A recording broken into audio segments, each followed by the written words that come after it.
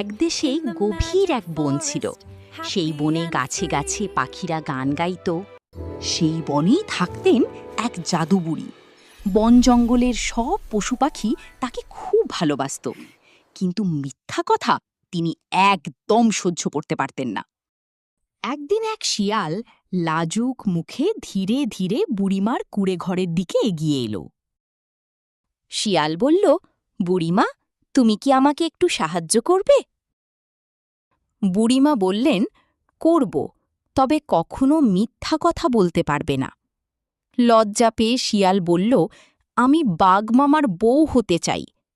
কথা শুনে বুড়িমা হেসে ফেললেন।